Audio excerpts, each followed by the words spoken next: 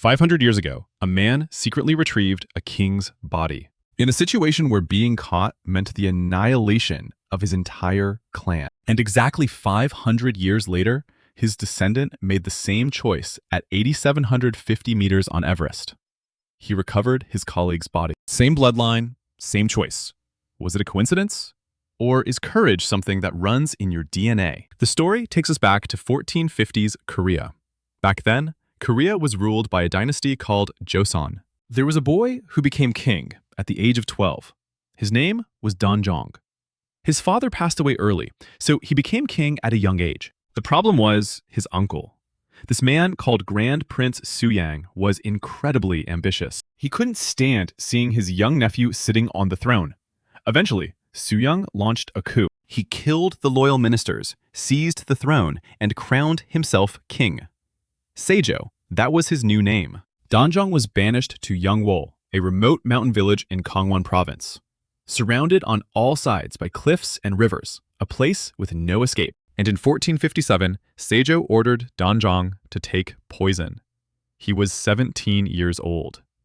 And just like that, the boy king's life came to an end. But this is where the truly spine-chilling part begins.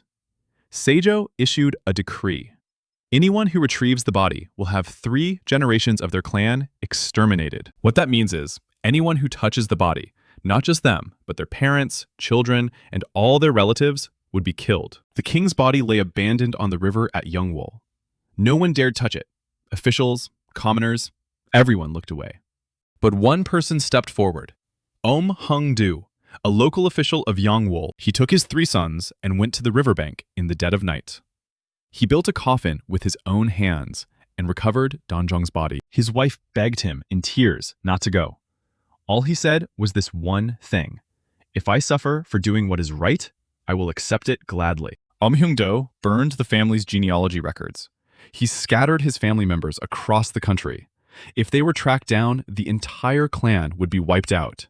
So he erased every trace of his family. He held Danjong's gonyeongpo close to his chest. The gonyeongpo is a robe that only a king can wear.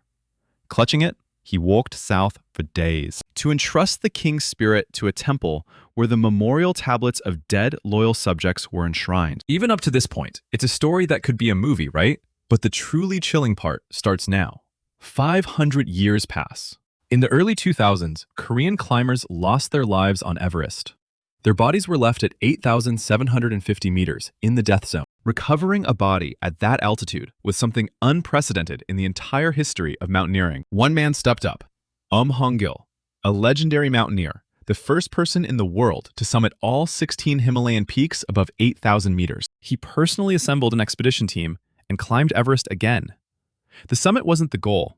The mission was to bring back his colleague's body. After a 17-day battle, he found his colleague and built a stone cairn in a sunlit spot to lay him to rest. Eom Hong-gil is the 31st generation descendant of Eom Heung-do. 500 years ago, the ancestor retrieved a king's body. 500 years later, the descendant retrieved a colleague's body. In the face of a threat to annihilate 3 generations of his clan, in the highest death zone on Earth. What no one else would do, only this family did. What do you think?